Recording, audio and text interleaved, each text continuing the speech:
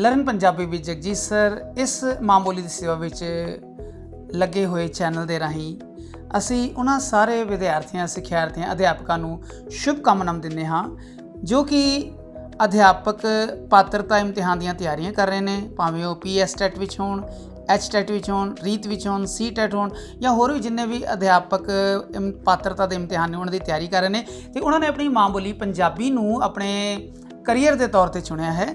ਅਸੀਂ ਉਹਨਾਂ ਸਾਰਿਆਂ ਨੂੰ ਬਹੁਤ ਬਹੁਤ ਧੰਨਵਾਦ ਕਰਦੇ ਹਾਂ ਔਰ ਨਾਲ ਹੀ ਉਹਨਾਂ ਦੀ ਸ਼ੁਭਕਾਮਨਾਵਾਂ ਦਿੰਦੇ ਹਾਂ ਕਿ ਉਹਨਾਂ ਨੇ ਮਾਂ ਬੋਲੀ ਪੰਜਾਬੀ ਨੂੰ ਆਪਣੇ ਕਰੀਅਰ ਦੇ ਤੌਰ 'ਤੇ ਚੁਣਿਆ ਹੈ। ਆਪਾਂ ਇਸ ਤੋਂ ਪਹਿਲੇ ਇਹਨਾਂ ਸਾਰੇ ਟੌਪਿਕਸ ਬਾਰੇ ਜਿਹੜੇ ਕਿ ਅਸੀਂ ਕੀਤੇ ਨੇ ਉਹਨਾਂ ਬਾਰੇ ਵੀਡੀਓ ਦੇਖੀਆਂ ਨੇ, ਲੈਕਚਰ ਸੁਣੇ ਨੇ ਅਤੇ ਅਸੀਂ ਹੁਣ ਉਹਨਾਂ ਦੇ ਆਧਾਰ 'ਤੇ ਹੀ MCQ ਯਾਨੀ ਬਹੁ ਵਿਕਲਪੀਆਂ, ਬਹੁ ਚੋਣਵੇਂ ਉੱਤਰਾਂ ਦੀ ਜਿਹੜੀ ਤਿਆਰੀ ਕਰ ਰਹੇ ਹਾਂ। ਕਿਸੇ 'ਚੋਂ ਕਿਤਨੇ ਨੰਬਰ ਦਾ ਹੈ, ਕਿਸੇ ਕਿਤਨੇ ਅੰਕ ਦਾ ਆ ਰਿਹਾ ਹੈ। ਹਰੇਕ ਸਟੇਟ ਦਾ ਜੋ ਟੈਟ ਯਾਨੀ ਟੀਚਰ ਐਲੀਜੀਬਿਲਿਟੀ ਟੈਸਟ ਹੈ ਉਸ ਦਾ ਅੰਕਾਂ ਦਾ ਆਪਣਾ ਡਿਵੀਜ਼ਨ ਹੈ ਅਤੇ ਸਭ ਤੋਂ ਮੇਰੀ ਰਿਕੁਐਸਟ ਹੈ ਵੀ ਇਸ ਨੂੰ ਬੜੇ ਸਾਵਧਾਨੀ ਨਾਲ ਕਰਨਾ ਹੈ ਕਿਉਂਕਿ ਇਹ ਪੇਪਰ ਦਾ ਟੋਟਲ ਪੇਪਰ ਦਾ ਬਹੁਤ ਥੋੜ੍ਹਾ ਜਿਹਾ ਹਿੱਸਾ ਬਹੁਤ ਮਹੱਤਵਪੂਰਨ, ਬੜਾ ਕ੍ਰੂਸ਼ੀਅਲ ਹੈ। ਇਸ ਕਰਕੇ ਕਈ ਵਾਰ ਤੁਹਾਨੂੰ ਲੱਗੇਗਾ ਵੀ ਇਸ ਵਿੱਚੋਂ ਮੈਂ ਕਿਹੜਾ ਆਪਸ਼ਨ ਚੁਣਾ। ਇੱਕੋ ਵਰਗੇ ਆਪਸ਼ਨ ਲੱਗਣਗੇ, ਕਈ ਵਾਰ ਇੱਕ ਤੋਂ ਵੱਧ ਤੁਹਾਨੂੰ ਪਸੰਦ ਆਉਣਗੇ। ਇਸ ਕਰਕੇ ਤੁਹਾਡੇ ਨੰਬਰਾਂ ਦੀ ਵੀ ਹਾਨੀ ਹੋ ਸਕਦੀ ਹੈ। ਇਸ ਦਾ ਇੱਕੋ ਇੱਕ ਉਪਾਅ ਹੈ ਕਿ ਤੁਸੀਂ ਵੱਧ ਤੋਂ ਵੱਧ ਤਿਆਰੀ ਕਰਨੀ ਹੈ। ਇਸ ਲਈ ਕੀ ਕਰਨਾ, ਤੁਸੀਂ PS TET, H TET, REET, C TET ਜਿਨ੍ਹਾਂ ਵਿੱਚ ਵੀ ਪੰਜਾਬੀ ਵਿਸ਼ੇ ਵਿੱਚ ਪੰਜਾਬੀ ਭਾਸ਼ਾ ਦਾ ਅਧਿਐਨ ਜਿਹੜਾ ਹੈ ਯਾਨੀ ਪੈਡਾਗੋਜੀ ਹੈ ਉਸ ਦੇ ਬਾਰੇ ਵੱਧ ਤੋਂ ਵੱਧ ਤਿਆਰੀ ਕਰਨੀ ਹੈ। ਭਾਵੇਂ ਇਸ ਨੂੰ ਔਨਲਾਈਨ ਦੇਖੋ ਜਾਂ ਕੋਈ ਵੀ ਕਿਸੇ ਤਰ੍ਹਾਂ ਦੀ ਗਾਈਡਸ ਵਗੈਰਾ ਮੰਗਾ ਕੇ ਤੁਸੀਂ ਤਿਆਰੀ ਕਰੋ, ਪਰੰਤੂ ਤੁਸੀਂ ਪੰਜਾਬੀ ਦੇ ਇਸ ਪੋਰਸ਼ਨ ਨੂੰ ਬੜੀ ਜ਼ਿਆਦਾ ਜੋ ਮਿਹਨਤ ਸ਼ਿੱਦਤ ਨਾਲ ਕਰਨਾ ਹੈ। ਸੈਂਪਲ ਪੇਪਰ ਵਿੱਚ ਤੁਸੀਂ ਮੂਲ ਸਮੱਗਰੀ ਜ਼ਰੂਰ ਪੜ੍ਹਨੀ ਹੈ ਔਰ ਸੈਂਪਲ ਪੇਪਰਾਂ ਦੀ ਵੱਧ ਤੋਂ ਵੱਧ ਬਾਕੀ ਸਟੇਟਸ ਦੇ ਸੈਂਪਲ ਪੇਪਰ ਮੰਗਾ ਕੇ ਵੱਧ ਤੋਂ ਵੱਧ ਸੁਚੇਤ ਪ੍ਰੈਕਟਿਸ ਕਰਨੀ ਹੈ। ਅਸੀਂ ਹੁਣ ਸ਼ੁਰੂ ਕਰਦੇ ਹਾਂ, ਪਰ ਇਸ ਤੋਂ ਪਹਿਲੇ ਮੈਂ ਇੱਕ ਬੇਨਤੀ ਤੁਹਾਡੇ ਅੱਗੇ ਕਰਨਾ ਚਾਹੁੰਦਾ ਕਿ ਇਮਤਿਹਾਨ ਦੀ ਤਿਆਰੀ ਸਮੇਂ ਤੁਸੀਂ learn Punjabi with Jagjit sir ਇਸ ਚੈਨਲ ਦੇ ਸੰਪਰਕ ਵਿੱਚ ਸਾਡੇ ਨਾਲ ਰਹਿਣਾ। ਅਸੀਂ ਆਪਣੇ ਵੱਲੋਂ ਕੋਸ਼ਿਸ਼ ਕਰਾਂਗੇ, ਟਰਾਈ ਕਰਾਂਗੇ ਕਿ ਆਪਣੇ ਵਿਊਵਰਸ ਦੀ ਵੱਧ ਤੋਂ ਵੱਧ ਇਹਨਾਂ ਜੋ ਅਧਿਆਪਕ ਪਾਤਰਤਾ ਇਮਤਿਹਾਨਾਂ ਵਿੱਚ ਵੱਧ ਤੋਂ ਵੱਧ ਅਸੀਂ ਉਹਨਾਂ ਦੀ ਸਹਾਇਤਾ ਕਰ ਸਕੀਏ, ਉਹਨਾਂ ਦੀ ਪ੍ਰੈਕਟਿਸ ਕਰਾ ਸਕੀਏ। ਜੇਕਰ ਤੁਹਾਨੂੰ ਕਿਸੇ ਪ੍ਰਕਾਰ ਦੀ ਸ਼ੰਕਾ ਹੋਵੇ ਤਾਂ learnpunjabiofficial@gmail.com learnpunjabiofficial@gmail.com ਇਸ 'ਤੇ ਮੇਲ ਭੇਜ ਸਕਦੇ ਹੋ। ਇਸ ਤੋਂ ਇਲਾਵਾ ਜੋ ਸਾਡਾ ਓਫੀਸ਼ੀਅਲ WhatsApp ਨੰਬਰ ਹੈ ਜਿਸ 'ਤੇ ਕਾਲ ਕਰਨ ਦੀ ਬਜਾਏ ਮੈਸੇਜ ਭੇਜ ਸਕਦੇ ਹੋ, ਉਹ ਹੈ 8595806114। ਦੁਬਾਰਾ ਸੁਣੋ, 8595806114। ਇਸ 'ਤੇ ਤੁਸੀਂ ਮੈਸੇਜ ਭੇਜ ਕੇ ਜਾਂ ਵੌਇਸ ਮੈਸੇਜ ਭੇਜ ਕੇ ਆਪਣੀ ਕਿਸੇ ਵੀ ਸਮੱਸਿਆ ਨੂੰ ਸਾਡੇ ਨਾਲ ਸਾਂਝਾ ਕਰ ਸਕਦੇ ਹੋ। ਅਸੀਂ ਕੋਸ਼ਿਸ਼ ਕਰਾਂਗੇ ਕਿ ਆਪ ਜੀ ਦੀ ਆਪਣੀ ਸਮਰੱਥਾ ਦੇ ਅਨੁਸਾਰ ਕੋਈ ਯੋਗ ਸਹਾਇਤਾ ਕਰ ਸਕੀਏ। ਲਓ ਜੀ, ਅਸੀਂ ਹੁਣ ਆਪਣਾ ਪਹਿਲਾ ਟੌਪਿਕ ਸ਼ੁਰੂ ਕਰਦੇ ਹਾਂ। ਸਾਡਾ ਪਹਿਲਾ ਟੌਪਿਕ ਹੈ ਸਿਲੇਬਸ ਦੀ ਲਿਸਟ ਦੇ ਹਿਸਾਬ ਨਾਲ ਸਿੱਖਣ ਅਤੇ ਗ੍ਰਹਿਣਤਾ ਯਾਨੀ ਲਰਨਿੰਗ ਐਂਡ ਐਕੁਜ਼ੀਸ਼ਨ। ਇਸ ਦੇ ਬਹੁ ਵਿਕਲਪੀ ਯਾਨੀ ਬਹੁ ਚੋਣਵੇਂ ਪ੍ਰਸ਼ਨ MCQ ਮਲਟੀ ਚੋਇਸ ਕੁਐਸਚਨ ਜੋ ਨੇ ਉਸ ਦਾ ਸੈੱਟ 1 ਅਸੀਂ ਕਰ ਰਹੇ ਹਾਂ। ਇਸ ਵਿੱਚ ਕੁੱਲ ਮਿਲਾ ਕੇ 33 ਪ੍ਰਸ਼ਨ ਨੇ। ਅਸੀਂ ਉਹਨਾਂ ਨੂੰ ਇੱਕ ਇੱਕ ਕਰਕੇ ਵਿਚਾਰਦੇ ਹਾਂ। ਜੋ ਸਾਡਾ ਪਹਿਲਾ ਪ੍ਰਸ਼ਨ ਹੈ ਉਹ ਹੈ ਪ੍ਰਾਇਮਰੀ ਪੱਧਰ 'ਤੇ ਯਾਨੀ ਪ੍ਰਾਇਮਰੀ ਲੈਵਲ 'ਤੇ ਬੱਚਿਆਂ ਲਈ ਜੇ ਤੁਸੀਂ ਪੜ੍ਹਾਉਣਾ ਹੈ ਤਾਂ ਮੁੱਖ ਰੂਪ 'ਤੇ ਕਿਹੋ ਜਿਹੇ ਬਾਲ ਸਾਹਿਤ ਯਾਨੀ ਕਿਸ ਤਰ੍ਹਾਂ ਦੇ ਬੱਚਿਆਂ ਦੇ ਸਾਹਿਤ ਦੀ ਚੋਣ ਕਰੋਗੇ। ਜਿਹੜਾ ਦਿਲਚਸਪ ਢੰਗ ਨਾਲ ਕਦਰਾਂ ਕੀਮਤਾਂ ਯਾਨੀ ਹਿਊਮਨ ਵੈਲਿਊਜ਼ ਨੂੰ ਸਿਖਾਉਂਦਾ ਹੋਵੇ ਜਾਂ ਜਿਹੜਾ ਦਿਲਚਸਪ ਢੰਗ ਨਾਲ ਵਿਗਿਆਨਿਕ ਤੱਥਾਂ ਯਾਨੀ ਸਾਇੰਟੀਫਿਕ ਫੈਕਟ ਨੂੰ ਬੱਚਿਆਂ ਨੂੰ ਸਮਝਾਉਂਦਾ ਹੋਵੇ, ਜਿਹੜਾ ਦਿਲਚਸਪ ਹੋਵੇ ਅਤੇ ਬੱਚਿਆਂ ਦੇ ਅਨੁਭਵ ਦਾ ਹੋਵੇ। ਯਾਨੀ ਇੱਥੇ ਦੇਖਿਆ ਸੀ ਦਿਲਚਸਪ ਯਾਨੀ ਦਿਲਚਸਪ ਹੋਣਾ ਬੱਚਿਆਂ ਦੇ ਯਾਨੀ ਬਾਲ ਸਾਹਿਤ ਲਈ ਬਹੁਤ ਜ਼ਰੂਰੀ ਹੈ। ਜਿਹੜਾ ਦਿਲਚਸਪ ਹੋਵੇ ਔਰ ਘੱਟ ਪੰਨਿਆਂ ਵਾਲਾ ਯਾਨੀ ਥੋੜ੍ਹੀ ਮੈਟੀਰੀਅਲ ਹੋਵੇ ਇਹਦੇ ਵਿੱਚ ਜੋ ਤੁਹਾਨੂੰ ਸਾਰੇ ਚੰਗੇ ਲੱਗ ਸਕਦੇ ਨੇ, ਪਰੰਤੂ ਜਦੋਂ ਅਸੀਂ ਬਾਲ ਪ੍ਰਾਇਮਰੀ ਲੈਵਲ ਦੀ ਔਰ ਬਾਲ ਸਾਹਿਤ ਦੀ ਗੱਲ ਕਰਦੇ, ਬਾਲ ਮਨੋਵਿਗਿਆਨ ਦੀ ਗੱਲ ਕਰਦੇ ਹਾਂ, ਸਾਨੂੰ ਇਹ ਪਤਾ ਹੋਣਾ ਚਾਹੀਦਾ ਹੈ ਵੀ ਉਹ ਸਾਹਿਤ ਸਾਨੂੰ ਚੁਣਨਾ ਚਾਹੀਦਾ ਹੈ ਜਿਹੜਾ ਦਿਲਚਸਪ ਹੋਵੇ, ਬੱਚੇ ਲਈ ਇੰਟਰਸਟਿੰਗ ਹੋਵੇ ਔਰ ਬੱਚਿਆਂ ਦੇ ਜੋ ਆਪਣੇ ਅਨੁਭਵ ਨਾਲ, ਆਪਣੇ ਐਕਸਪੀਰੀਅੰਸ ਨਾਲ ਜੁੜਿਆ ਹੋਵੇ, ਯਾਨੀ ਬੱਚੇ ਦੇ ਲੈਵਲ ਦਾ ਹੋਣਾ ਚਾਹੀਦਾ। ਦੂਸਰਾ ਪ੍ਰਸ਼ਨ ਹੈ ਪੜ੍ਹਾਈ ਵਿੱਚ ਉੱਚੇ ਸੁਰ ਔਰ ਨੀਵੇਂ ਸੁਰ ਦੇ ਪ੍ਰਯੋਗ ਲਈ ਕੀ ਕਿਹਾ ਜਾਂਦਾ ਹੈ। ਜਦੋਂ ਅਸੀਂ ਇਸ ਦੀ ਗੱਲ ਕਰਦੇ ਹਾਂ ਅਸੀਂ ਸੁਰਾਂ ਦੀ ਗੱਲ ਕਰ ਰਹੇ ਹਾਂ ਤੇ ਉੱਚੇ ਸੁਰ ਨੀਵੇਂ ਸੁਰ ਕਵਿਤਾ ਵਿੱਚ ਨਹੀਂ ਹੋਣਗੇ, ਉਹ ਬਲ ਯਾਨੀ ਪ੍ਰੈਸ਼ਰ ਦੇ ਵਿੱਚ ਨਹੀਂ ਹੋਣਗੇ, ਔਰ ਜੋੜ ਵਿੱਚ ਵੀ ਨਹੀਂ ਹੋਣਗੇ, ਉਹ ਸੁਰ ਲਹਿਰ ਵਿੱਚ ਹੋਣਗੇ। ਯਾਨੀ ਪੜ੍ਹਾਈ ਵਿੱਚ ਉੱਚੇ ਸੁਰ ਨੀਵੇਂ ਸੁਰ ਜਦੋਂ ਅਸੀਂ ਪੜ੍ਹਾਈ ਕਰਾਉਂਦੇ ਹਾਂ ਫਿਰ ਉਹ ਸੁਰ ਲਹਿਰ ਦਾ ਅਧਿਐਨ ਕਰਦੇ ਹਾਂ, ਯਾਨੀ ਸੁਰ ਲਹਿਰ ਦੇ ਅਧੀਨ ਚੱਲਦੇ ਹਾਂ ਆਪਾਂ। ਤੀਸਰਾ ਪ੍ਰਸ਼ਨ ਹੈ ਸਾਡਾ, ਹੇਠ ਲਿਖੇ 4 ਆਪਸ਼ਨ ਹੈ ਸਾਡੇ ਪ੍ਰਸ਼ਨ ਵਿੱਚ ਹੀ 4 ਆਪਸ਼ਨ ਨੇ, ਉੱਤਰ ਵਿੱਚ 4 ਆਪਸ਼ਨ ਨੇ। ਹੇਠ ਲਿਖਿਆਂ ਵਿੱਚੋਂ ਕਿਹੜਾ ਵਿਕਲਪ ਯਾਨੀ ਕਿਹੜਾ ਆਪਸ਼ਨ ਪਾਠ ਪੁਸਤਕ ਦੇ ਅੰਦਰੋਂ ਹੀ ਇੰਟਰਨਲ ਪੱਖ ਨੂੰ ਪੇਸ਼ ਕਰਦਾ। ਇੰਟਰਨਲ ਇੱਥੇ ਲਿਖਿਆ ਡਿਜ਼ਾਈਨ, ਮੁੱਖ ਪੰਨਾ, ਇਹ ਬਾਹਰਲੀ ਗੱਲਾਂ ਹੋ ਗਈਆਂ। ਪੁਸਤਕ ਦਾ ਮੁੱਲ, ਇਹ ਬਾਹਰਲੇ ਟਾਈਟਲ ਦੀਆਂ ਗੱਲਾਂ ਹੋ ਗਈਆਂ। ਸ਼ਬਦਕੋਸ਼ ਉਸ ਦੇ ਅੰਦਰ ਹੁੰਦਾ ਹੈ, ਵਿਆਖਿਆ ਉਸ ਦੇ ਅੰਦਰ ਹੁੰਦੀ ਹੈ, ਟਿੱਪਣੀ ਉਸ ਦੇ ਅੰਦਰ ਹੁੰਦੀ ਹੈ। ਤੀਸਰਾ ਹੈ ਵਿਸ਼ੇ ਸਮੱਗਰੀ, ਜਿਹੜਾ ਉਹਦਾ ਮੇਨ ਥੀਮ ਹੈ, ਉਹਦੀ ਭਾਸ਼ਾ, ਇਹ ਸਾਰੇ ਉਸਦੇ ਰਚਨਾ ਦੇ ਰੂਪ ਬਾਰੇ ਗੱਲ ਚੱਲ ਰਹੀ ਹੈ।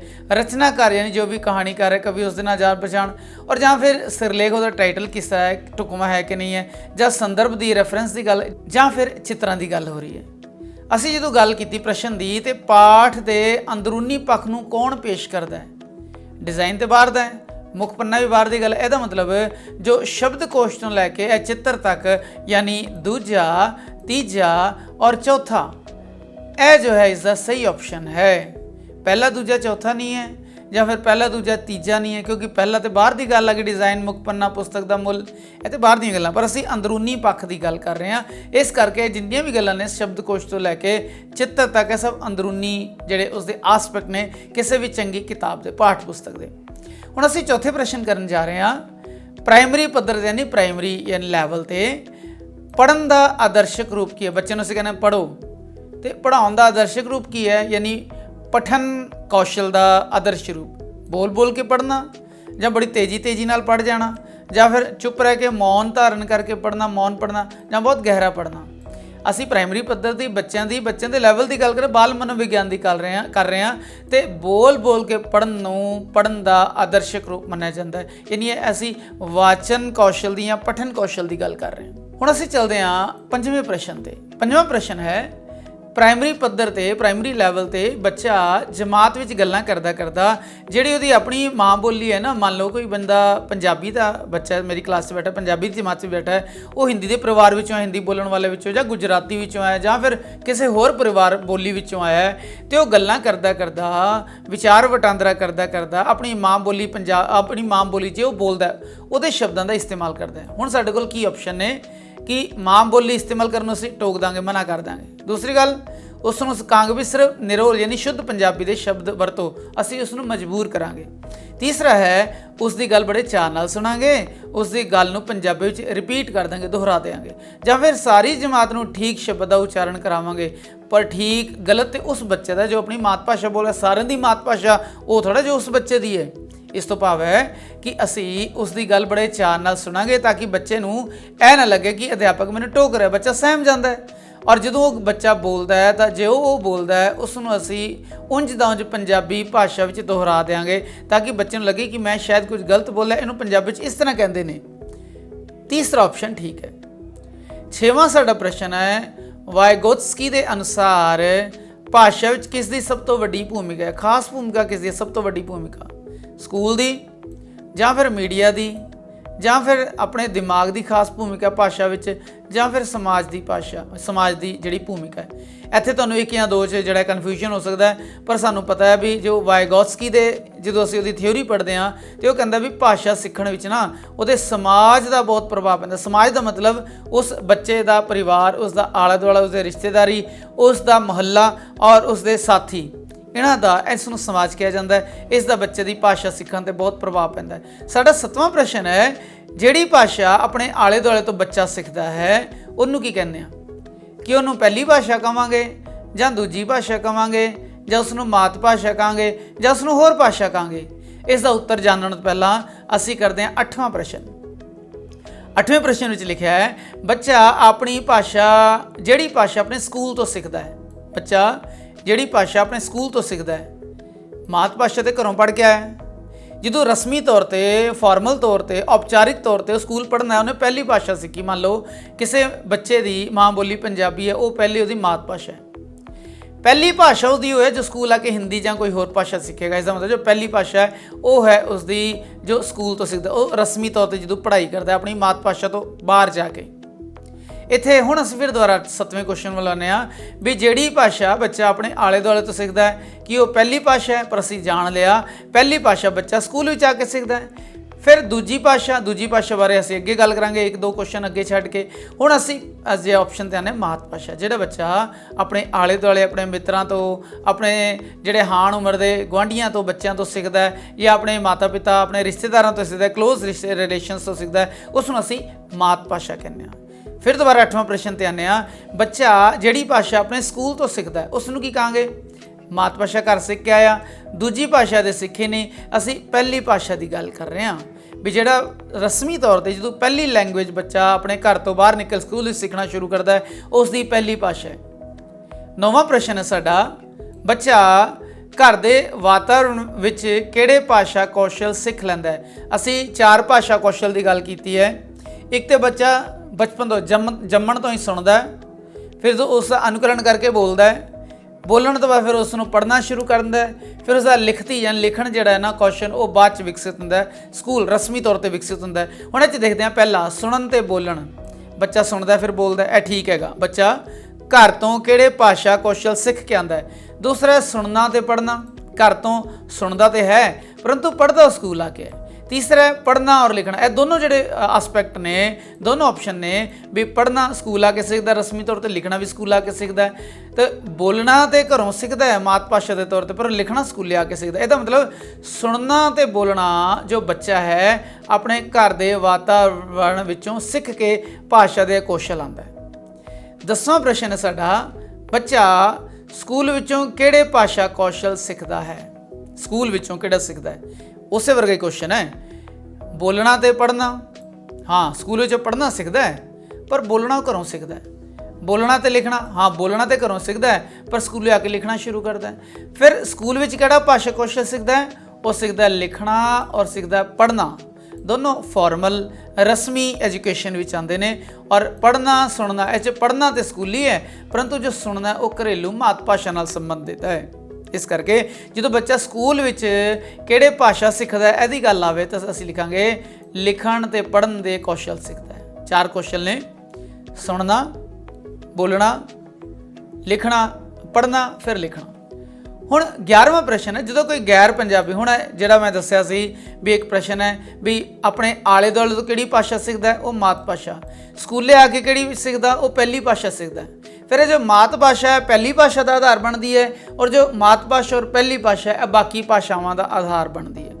ਹੁਣ ਅਸੀਂ ਪਹੁੰਚ ਗਏ 11ਵੇਂ ਪ੍ਰਸ਼ਨ ਤੇ, ਇਹ ਵੀ ਇਸ ਨਾਲ ਰਿਲੇਟਿਡ ਹੈ। ਜਦੋਂ ਕੋਈ ਗੈਰ ਪੰਜਾਬੀ ਯਾਨੀ ਜੋ ਪੰਜਾਬੀ ਨਹੀਂ ਜਾਣਦਾ ਉਹ ਪੰਜਾਬੀ ਭਾਸ਼ਾ ਸਿੱਖਦਾ ਹੈ ਵੱਡਾ ਹੋ ਕੇ, ਤਾਂ ਉਸ ਲਈ ਉਹ ਕਿਹੜੀ ਭਾਸ਼ਾ ਹੋਏਗੀ? ਮਾਤ ਭਾਸ਼ਾ ਉਹ ਘਰੋਂ ਸਿੱਖ ਕੇ ਆ ਰਿਹਾ ਹੈ। ਪਹਿਲੀ ਭਾਸ਼ਾ ਉਸਨੇ ਸਕੂਲ ਆ ਕੇ ਸਿੱਖੀ। ਉਸ ਤੋਂ ਬਾਅਦ ਜਦੋਂ ਉਸਨੇ ਸਕੂਲ ਵਿੱਚ ਦੂਜੀ ਉਸ ਤੋਂ ਇਲਾਵਾ ਭਾਸ਼ਾ ਸਿੱਖੀ ਉਹ ਫਿਰ ਅਸੀਂ ਉਸ ਨੂੰ ਦੂਜੀ ਭਾਸ਼ਾ ਕਹਾਂਗੇ। ਵਿਦੇਸ਼ੀ ਭਾਸ਼ਾ ਤੇ ਕਹਾਂਗੇ ਨਹੀਂ, ਕਿਉਂਕਿ ਵਿਦੇਸ਼ੀ ਭਾਸ਼ਾ ਜੇ ਅੰਗਰੇਜ਼ੀ ਹੁੰਦੀ ਜਾਂ ਜਰਮਨ ਹੁੰਦੀ, ਫਰੈਂਚ ਹੁੰਦੀ ਫਿਰ ਅਸੀਂ ਕਹਿ ਸਕਦੇ ਸੀ, ਪਰ ਇੱਥੇ ਪੰਜਾਬੀ ਭਾਸ਼ਾ ਸਿੱਖਦਾ ਇਹਦਾ ਮਤਲਬ ਉਹਦੀ ਦੂਜੀ ਭਾਸ਼ਾ ਹੋਏਗੀ। ਪਹਿਲੀ ਭਾਸ਼ਾ ਮਾਤ ਭਾਸ਼ਾ ਘਰੋਂ ਸਿੱਖ ਕੇ ਆਇਆ, ਮਾਤ ਭਾਸ਼ਾ ਘਰੋਂ ਸਿੱਖ ਕੇ ਆਇਆ, ਪਹਿਲੀ ਭਾਸ਼ਾ ਉਸਨੇ ਰਸਮੀ ਤੌਰ 'ਤੇ ਸਕੂਲ ਪ੍ਰਾਪਤ ਕੀਤੀ ਔਰ ਜੋ ਦੂਜੀ ਭਾਸ਼ਾ ਜੋ ਗੈਰ ਭਾਸ਼ੀ ਬੱਚਾ ਹੈ, ਪੰਜਾਬੀ ਭਾਸ਼ੀ ਬੱਚਾ ਹੈ, ਜਦੋਂ ਪੰਜਾਬੀ ਵੀ ਸਿੱਖਣਾ ਸ਼ੁਰੂ ਕਰਦਾ ਹੈ ਉਹਦੇ ਲਈ ਫਿਰ ਉਹ ਦੂਜੀ ਭਾਸ਼ਾ। 12ਵਾਂ ਪ੍ਰਸ਼ਨ ਹੈ ਸਾਡਾ, ਭਾਸ਼ਾ ਸਿਖਲਾਈ ਦੇ ਕਿੰਨੇ ਕੌਸ਼ਲ ਨੇ? ਅਸੀਂ ਗੱਲ ਕਰ ਚੁੱਕੇ ਹਾਂ ਭਾਸ਼ਾ ਦੇ 2 ਰੂਪ ਨੇ, ਲਿਖਿਤ ਔਰ ਮੌਖਿਕ, ਪਰੰਤੂ ਭਾਸ਼ਾ ਦੀ ਸਿਖਲਾਈ ਦੇ 4 ਕੌਸ਼ਲ ਕਿਹੜੇ ਕਿਹੜੇ? ਇੱਕ ਤੇ ਸੁਣਨਾ, ਬੋਲਣਾ, ਪੜ੍ਹਨਾ ਔਰ ਲਿਖਣਾ। ਇਸ ਤਰ੍ਹਾਂ ਇਸ ਦਾ ਮਤਲਬ ਹੈ ਵੀ ਭਾਸ਼ਾ ਕੌਸ਼ਲ ਦੇ, ਭਾਸ਼ਾ ਸਿਖਲਾਈ ਦੇ 4 ਕੌਸ਼ਲ ਨੇ। ਕਿਹੜਾ ਕਿਹੜਾ? ਸੁਣਨਾ, ਬੱਚਿਆਂ ਨੂੰ ਭਾਵੇਂ ਉਹ ਸੁਣ ਕੇ ਜਿਹੜਾ ਆਪਣੀ ਕਾਫੀ ਸਾਰੀ ਮਾਤ ਭਾਸ਼ਾ ਗ੍ਰਹਿਣ ਕਰ ਚੁੱਕਿਆ ਹੈ ਪਰ ਬੱਚਿਆਂ ਨੂੰ ਸੁਣਨਾ ਸਿਖਾਉਣ ਦੇ ਕੌਸ਼ਲ ਨਿਪੁੰਨ ਕਰਨ ਲਈ ਸਕੂਲ ਵਿੱਚ ਬੜੀਆਂ ਸਾਰੀਆਂ ਐਕਟੀਵਿਟੀਜ਼ ਹੁੰਦੀਆਂ ਨੇ ਤੇ ਉਹ 4 ਨੇ ਭਾਸ਼ਾ ਦੇ ਕੌਸ਼ਲ ਭਾਸ਼ਾ ਸਿਖਲਾਈ ਦੇ। 13ਵਾਂ ਪ੍ਰਸ਼ਨ ਹੈ ਸਾਡਾ ਵੀ ਭਾਸ਼ਾ ਨੂੰ ਸਿੱਖਣ ਲਈ ਨਿਯਮਬੱਧ ਪ੍ਰਣਾਲੀ ਕੀ ਹੈ? ਨਿਯਮਾਂ ਦੇ ਵਿੱਚ ਬੰਨੀ ਹੋਈ। ਕੀ ਉਪਭਾਸ਼ਾ ਨਿਯਮਾਂ ਵਿੱਚ ਬੰਨੀ ਹੈ? ਨਹੀਂ। ਅਸੀਂ ਟਕਸਾਲੀ ਬੋਲੀ ਦੀ ਗੱਲ ਕੀਤੀ, ਨਿਯਮਾਂ ਵਿੱਚ ਬੰਨੀ ਹੈ ਔਰ ਟਕਸਾਲੀ ਬੋਲੀ ਦਾ ਹਮੇਸ਼ਾ ਵਿਆਕਰਣ ਹੁੰਦਾ ਹੈ। ਹਰੇਕ ਟਕਸਾਲੀ ਬੋਲੀ ਦਾ, ਮਿਆਰੀ ਬੋਲੀ ਦਾ, ਸਟੈਂਡਰਡ ਬੋਲੀ ਦਾ, ਕੇਂਦਰੀ ਬੋਲੀ ਦਾ ਆਪਣਾ ਵਿਆਕਰਣ ਹੁੰਦਾ ਹੈ। ਤੇ ਲਿਪੀ ਨਿਯਮਬੱਧ ਪ੍ਰਣਾਲੀ ਨਹੀਂ ਹੈ ਤੇ ਸਹੀ, ਪਰੰਤੂ ਐਸੇ ਅਸੀਂ ਭਾਸ਼ਾ ਨੂੰ ਸਿੱਖਣ ਦੀ, ਭਾਸ਼ਾ ਨੂੰ ਲਿਖਣ ਦੀ ਗੱਲ ਨਹੀਂ ਕਰ ਰਹੇ, ਭਾਸ਼ਾ ਨੂੰ ਸਿੱਖਣ ਦੀ ਗੱਲ ਕਰ ਰਹੇ ਹਾਂ। ਬੜੀਆਂ ਬਰੀਕੀਆਂ ਨੇ MCQ ਵਿੱਚ, ਤੁਸੀਂ ਧਿਆਨ ਨਾਲ ਸੁਣੋਗੇ ਤਾਂ ਤੁਹਾਡਾ ਜੋ ਆਪਸ਼ਨ ਹੈ ਸਹੀ ਚੁਣਿਆ ਜਾਏਗਾ। ਕਈ ਵਾਰ ਇੱਦਾਂ ਹੁੰਦਾ ਹੈ ਵੀ ਸਾਡਾ ਇੱਕਦਮ ਸਹੀ ਆਨਸਰ 'ਤੇ ਕਲਿੱਕ ਕਰਦਾ, ਅਸੀਂ ਉਹਨੂੰ ਰਾਈਟ ਕਰ ਦਿੰਦੇ ਹਾਂ। ਕਈ ਵਾਰ ਸਾਨੂੰ ਲੱਗਦਾ ਵੀ 1 ਔਰ 2 ਦੇ ਵਿੱਚ ਸ਼ਾਇਦ ਮੈਨੂੰ ਕਨਫਿਊਜ਼ਨ ਹੈ। ਕਈ ਵਾਰ ਚਾਰੋਂ ਇਸ ਤਰ੍ਹਾਂ ਦੇ ਆਪਸ਼ਨ ਆ ਜਾਂਦੇ ਨੇ ਜਿਨ੍ਹਾਂ ਵਿੱਚ ਛਾਂਟਣਾ ਸਾਡੀ ਬੜੀ ਟੇਢੀ ਖੀਰ ਹੋ ਜਾਂਦਾ। ਇਸ ਕਰਕੇ ਸਾਨੂੰ ਧਿਆਨ ਰੱਖਣਾ ਪਏਗਾ। ਅੱਗੇ ਕਾਰਜਸ਼ੈਲੀ ਯਾਨੀ ਜਿਹੜਾ ਸਟਾਈਲ ਹੈ ਸਾਡਾ ਕੰਮ ਕਰਨ ਦਾ। ਭਾਸ਼ਾ ਨੂੰ ਸਿੱਖਣ ਦੀ ਜੋ ਨਿਯਮਬੱਧ ਪ੍ਰਣਾਲੀ ਹੈ ਨਾ, ਉਹਦੇ ਨਿਯਮਾਂ ਦੇ ਅਨੁਸਾਰ ਸ਼ੁੱਧੀ ਅਸ਼ੁੱਧੀ ਦਾ ਧਿਆਨ ਰੱਖ ਕੇ, ਮਾਤਰਾਵਾਂ ਦਾ ਧਿਆਨ ਰੱਖ ਕੇ, ਉਹ ਜਿਹੜੀ ਸਾਰੀ ਗੱਲ ਹੈ ਉਹ ਵਿਆਕਰਣ ਵਿੱਚ ਆਉਂਦੀ। ਵਿਆਕਰਣ ਵਿੱਚ ਉਸ ਦਾ ਨਿਯਮਬੱਧ ਗਿਆਨ, ਕਿਸੇ ਵੀ ਭਾਸ਼ਾ ਦਾ ਨਿਯਮਬੱਧ ਗਿਆਨ ਕਰਾਇਆ ਜਾਂਦਾ ਹੈ ਵਿਆਕਰਣ। ਸਾਡਾ 14th ਯਾਨੀ 14ਵਾਂ ਪ੍ਰਸ਼ਨ ਹੈ ਕਿ ਭਾਸ਼ਾ ਸਿੱਖਣ ਲਈ ਵਿਆਕਰਣ ਬਹੁਤ ਮਹੱਤਵਪੂਰਨ, ਬੜਾ ਕ੍ਰੂਸ਼ੀਅਲ, ਬਹੁਤ ਇਫੈਕਟਿਵ ਰੋਲ ਅਦਾ ਕਰਦੀ ਹੈ। ਇਹ ਲਿਖਾਂਗੇ ਹਾਂ, ਨਹੀਂ ਤੇ ਆ ਹੀ ਨਹੀਂ ਸਕਦਾ ਵੀ ਭਾਸ਼ਾ ਸਿੱਖਣ 'ਚ ਵਿਆਕਰਣ ਤਾਂ ਬਹੁਤ ਜ਼ਰੂਰੀ ਹੈ। ਭਾਸ਼ਾ ਸਿੱਖ ਗਿਆ, ਵਿਆਕਰਣ ਨਹੀਂ ਸਿੱਖਿਆ ਤੇ ਉਹ ਬੰਦਾ ਜਿਹੜਾ ਨਾ ਉਹ ਲਿੰਗ ਵਚਨ ਔਰ ਸਿੰਗੂਲਰ ਪਲੂਰਲ 'ਚ ਉਹ ਜੋ ਰੂਪ ਬਦਲਦੇ ਨੇ ਕਿਰਿਆਵਾਂ ਦੇ, ਉਹ ਫਿਰ ਉਹ ਸਹੀ ਤਰੀਕੇ ਨਾਲ ਨਿਭਾ ਨਹੀਂ ਪਾਏਗਾ। ਇਸ ਕਰਕੇ ਭਾਸ਼ਾ ਸਿੱਖਣ ਲਈ ਵਿਆਕਰਣ ਦਾ ਬਹੁਤ ਮਹੱਤਵਪੂਰਨ ਰੋਲ ਹੈ। ਹੁਣ ਦੇਖੋ ਇਹਦਾ ਤੀਜਾ, ਸ਼ਾਇਦ ਇਹ ਕੋਈ ਚੰਗਾ ਆਪਸ਼ਨ ਨਹੀਂ ਹੈ, ਪਤਾ ਨਹੀਂ, ਇਹ ਵੀ ਕੋਈ ਚੰਗਾ ਆਪਸ਼ਨ ਨਹੀਂ ਹੈ। ਇਸ ਕਰਕੇ ਅਸੀਂ ਇਹਨਾਂ ਦੋਨੋਂ ਆਪਸ਼ਨ ਨੂੰ ਇੱਕਦਮ ਕੈਂਸਲ ਕਰਦੇ ਹਾਂ ਕਿਉਂਕਿ ਇਹ ਚੰਗੇ ਆਪਸ਼ਨ ਨਹੀਂ ਹੈ। 15ਵਾਂ ਹੈ ਸਾਡਾ ਕਿ ਗਲਤੀਆਂ ਭਾਸ਼ਾ ਸਿੱਖਣ ਵਿੱਚ ਮਦਦ ਕਰਦੀਆਂ। ਬੱਚਾ ਬਹੁਤ ਮਿਸਟੇਕ ਕਰਦਾ ਹੈ ਕਿ ਭਾਸ਼ਾ ਸਿੱਖਣ ਵਿੱਚ ਉਸਦੀ ਮਦਦ ਹੋ ਰਹੀ ਹੈ, ਇਹ ਲਿਖਾਂਗੇ ਹਾਂ। ਪਰ ਜਦੋਂ ਬੱਚੇ ਨੂੰ ਪਤਾ ਹੋਏ ਕਿ ਮੈਂ ਗਲਤੀਆਂ ਕਰ ਰਿਹਾ ਔਰ ਫਿਰ ਮਾਸਟਰ ਨੇ, ਅਧਿਆਪਕ ਨੇ ਉਸਦਾ ਸੁਧਾਰ ਕਰਾਇਆ, ਜਦੋਂ ਤੱਕ ਗਲਤੀਆਂ ਨੂੰ ਪਕੜ ਕੇ ਉਸ ਦਾ ਨਿਰੀਖਣ ਕਰਕੇ, ਉਸਦੀ ਤਕਸ਼ੀਸ਼ ਕਰਕੇ, ਡਾਇਗਨੋਸ ਕਰਕੇ ਉਸ ਦਾ ਫਿਰ ਰੈਮੇਡੀਅਲ ਉਪਚਾਰ ਨਹੀਂ ਕੀਤੇ ਜਾਂਦੇ, ਉਦੋਂ ਤੱਕ ਗਲਤੀਆਂ ਸਹਾਇਕ ਸਿੱਧ ਨਹੀਂ ਹੁੰਦੀਆਂ। ਇਸ ਦਾ ਮਤਲਬ ਹੈ ਵੀ ਜੋ ਗਲਤੀਆਂ ਨੇ ਨਾ ਉਹ ਭਾਸ਼ਾ ਸਿੱਖਣ ਵਿੱਚ ਹਾਂ ਬਹੁਤ ਮਦਦ ਕਰਦੀਆਂ ਨੇ। 16ਵਾਂ ਪ੍ਰਸ਼ਨ ਹੈ ਸਾਡਾ, ਭਾਸ਼ਾ ਸਿੱਖਣਾ ਬੱਚੇ ਦੀ ਕਿਹੜੀ ਪ੍ਰਵਿਰਤੀ ਹੈ? ਕਿ ਉਹ ਅਸੁਭਾਵਿਕ ਪ੍ਰਵਿਰਤੀ ਹੈ ਯਾਨੀ ਨੈਚੁਰਲ ਨਹੀਂ ਹੈ, ਜਾਂ ਕਿ ਉਹ ਸੁਭਾਵਿਕ ਹੈ, ਜਾਂ ਫਿਰ ਕਿ ਉਹ ਸਹਿਜ ਹੈ। ਸਹਿਜ ਹੁੰਦਾ ਹੈ ਕਿ ਬੱਚਾ ਬਿਨਾਂ ਜ਼ੋਰ ਦੇ ਆਪਣੇ ਆਪ ਸਿੱਖੀ ਜਾਂਦਾ ਹੈ। ਇੱਦਾਂ ਕੋਈ ਬੱਚਾ ਆਪਣੇ ਘਰ ਵਿੱਚ ਪਲ ਰਿਹਾ ਹੈ, ਉਹ ਨਿਯਮ ਨਹੀਂ ਸਿੱਖ ਰਿਹਾ, ਕਿਸ ਪੰਜਾਬੀ ਦੀ ਗ੍ਰਾਮਰ ਦੇ ਵਿਆਕਰਣ ਦੇ ਨਿਯਮ ਨਹੀਂ ਸਿੱਖ ਰਿਹਾ, ਪਰ ਜਦੋਂ ਤੱਕ ਉਹ 5 ਸਾਲ ਦਾ ਹੁੰਦਾ ਉਹ ਸਾਰੇ ਅੰਦਰ ਖਾਤੇ ਅੰਤਸ਼ਕਰਨ ਵਿੱਚ ਉਹ ਸਾਰੇ ਨਿਯਮ ਸਿੱਖ ਚੁੱਕਾ ਹੁੰਦਾ ਹੈ, ਉਸ ਦਾ ਸਹੀ, ਸਫਲ ਔਰ ਕੁਸ਼ਲ ਪ੍ਰਯੋਗ ਕਰ ਰਿਹਾ ਹੁੰਦਾ। ਇਹਦਾ ਮਤਲਬ ਜਿਹੜੀ ਭਾਸ਼ਾ ਸਿੱਖਣ ਦੀ ਪ੍ਰਵਿਰਤੀ ਹੈ ਨਾ ਬੱਚੇ ਦੀ, ਉਹ ਸਹਿਜ ਅਤੇ ਸੁਭਾਵਿਕ ਹੈ, ਨਹੀਂ ਆਟੋਮੈਟਿਕਲੀ ਉਹ ਬੜੇ ਸਹਿਜ ਨਾਲ ਉਹਨੂੰ ਸਿੱਖ ਲੈਂਦਾ ਹੈ। 17ਵਾਂ ਪ੍ਰਸ਼ਨ ਹੈ ਸਾਡਾ, ਭਾਸ਼ਾ ਸਿਖਾਉਣ ਦਾ ਸੁਭਾਵਿਕ ਕ੍ਰਮ ਕੀ ਹੈ? ਜਦੋਂ ਅਸੀਂ ਭਾਸ਼ਾ ਸਿਖਾਉਣ ਦੀ ਗੱਲ ਕਰਦੇ ਹਾਂ, ਪ੍ਰਾਇਮਰੀ ਪੱਧਰ 'ਤੇ ਗੱਲ ਕਰਦੇ ਹਾਂ, ਤਾਂ ਸਾਨੂੰ ਪਤਾ ਹੈ ਕਿ ਬੱਚਾ ਸੁਣਦਾ ਔਰ ਬੋਲਦਾ ਘਰੋਂ ਇਹ ਸਾਰੇ ਕੌਸ਼ਲ ਸਿੱਖ ਕੇ ਆਉਂਦਾ ਹੈ। ਇਹਨਾਂ ਕੌਸ਼ਲਾਂ ਦੀ ਜੋ ਸੁਧਾਈ ਹੈ, ਜੋ ਪਰਿਪੱਕਵਤਾ ਹੈ, ਜੋ ਮੈਚੋਰਿਟੀ ਹੈ, ਸਕੂਲੇ ਆ ਕੇ ਹੁੰਦੀ ਹੈ। ਉਸ ਦਾ ਫਿਰ ਬੱਚਾ ਪੜ੍ਹਨਾ ਸਿੱਖਦਾ, ਫਿਰ ਉਹ ਲਿਖਣਾ ਸਿੱਖਦਾ ਹੈ। ਇਸ ਦਾ ਮਤਲਬ ਪੜ੍ਹਨਾ ਲਿਖਣਾ ਤਾਂ ਸਕੂਲ 'ਚ ਹੈ, ਪਰੰਤੂ ਉਸ ਤੋਂ ਪਹਿਲੇ ਬੋਲਣਾ ਔਰ ਸਮਝਣਾ ਉਹ ਸਿੱਖ ਚੁੱਕਿਆ ਹੈ, ਸੁਣਨਾ ਸਿੱਖ ਚੁੱਕਿਆ ਹੈ, ਸਮਝਣਾ ਸਿੱਖ ਚੁੱਕਿਆ ਹੈ, ਬੋਲਣਾ ਸਿੱਖਣਾ ਜਿਹੜਾ ਉਹ ਸਕੂਲ ਆ ਕੇ ਕਰਦਾ ਹੈ। ਇੱਥੇ ਸੀਕੁਐਂਸ ਗਲਤ ਹੋ ਗਿਆ। ਫਿਰ ਅੱਗੇ ਲਿਖਣਾ ਬੋਲਣਾ, ਲਿਖਣ ਦੀ ਗੱਲ ਪਹਿਲੇ ਕਿ ਪਰ ਬੱਚਾ ਲਾਸਟ ਵਿੱਚ ਹੀ ਲਿਖਣਾ ਸ਼ੁਰੂ ਕਰਦਾ ਹੈ। ਪਰੰਤੂ ਜੋ ਚੌਥਾ ਆਪਸ਼ਨ ਹੈ, ਪਹਿਲੇ ਸੁਣਦਾ ਬੱਚਾ, ਭਾਸ਼ਾ ਕੌਸ਼ਲਾਂ ਦੇ ਹਿਸਾਬ ਨਾਲ ਗੱਲ ਕਰ ਰਿਹਾ, ਪਹਿਲੇ ਬੱਚਾ ਸੁਣਦਾ ਹੈ, ਫਿਰ ਉਹ ਬੋਲਦਾ ਹੈ, ਫਿਰ ਉਹ ਪੜ੍ਹਦਾ ਹੈ, ਫਿਰ ਉਹ ਲਿਖਦਾ ਹੈ।